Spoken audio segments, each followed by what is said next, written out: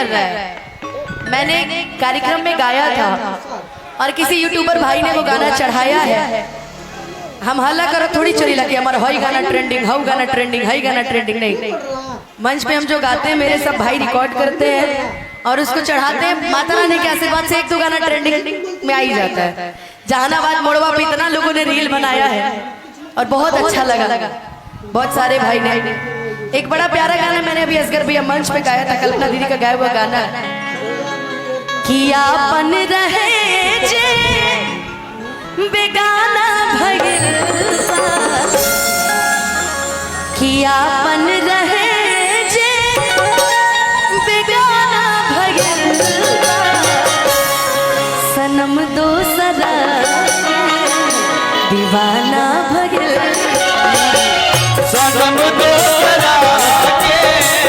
दीवाना भइल नया यार से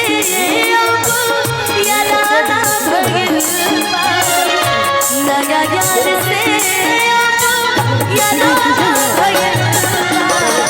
सनम दोसरा के दीवाना भइल सनम दोसरा के दीवाना भइल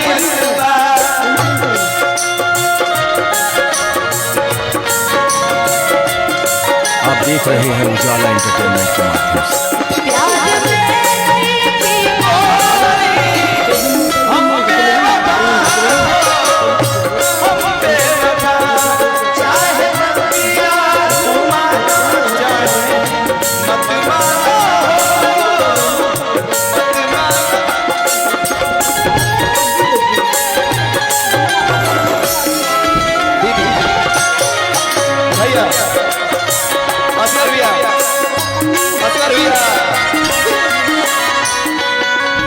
भैया दीवाना भइल सनम दोसरा के दीवाना भइल कब सोचले ना रहनी मन बदल जाए इतना बदल धड़कन में रहे पाला दिल से निकल जाए दिल से निकल जाए अब तो चले ना रहनी मन बदल जाए धड़कन में रहे पाला दिल से निकल जाए जुदाई सगाले बहाना भइल जुदाई सगाले बहाना भइल सनम दोसरा दीवाना भइल सनम दोसरा के दीवाना भइल आपन रहे जे बेगाना भइल आपन रहे जे बेगाना भइल सनम दोसरा सनम दोसरा के दीवाना भइल सनम दोसरा के दीवाना भइल सनम दोसरा के दीवाना भइल दीवाना भइल कि देखा तानी मीठी मीठी मुस्की तू मारा तारा और टुक टुक ऐसे है निहारा तारा कि देखा तानी मीठी मीठी मुस्की तू मारा तारा कि टुक टुक ऐसे है निहारा तारा कि काठी चले तोरा मन में सवरिया हाथे हटा वाले हाथे नजरिया हाथे हटा वाले हाथे नजरिया लग मारे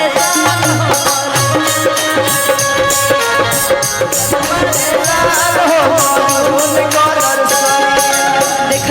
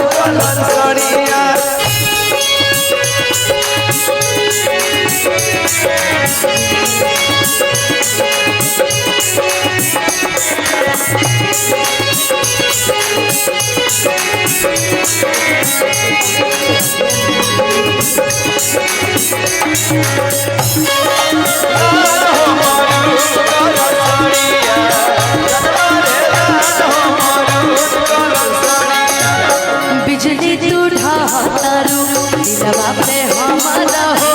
अपन डोलाई के कमालिया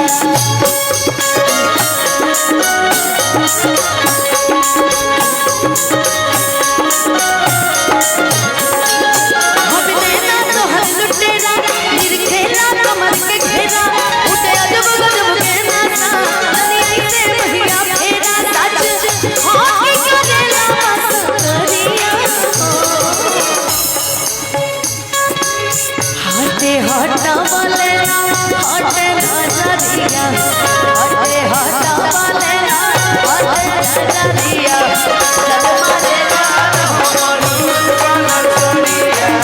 चल मारे जान हो देखतानी मीठी मीठी मुस्की तुम्हारा तारा कुटको ऐसे काहे हरा तारा देखतानी मीठी मीठी मुस्की तुम्हारा तारा कुटको ऐसे काहे हरा तारा चले चलो मन में सवरिया हटे हटा वालेला हटे नजरिया हटे हटा वालेला हटे नजरिया चल मारे जान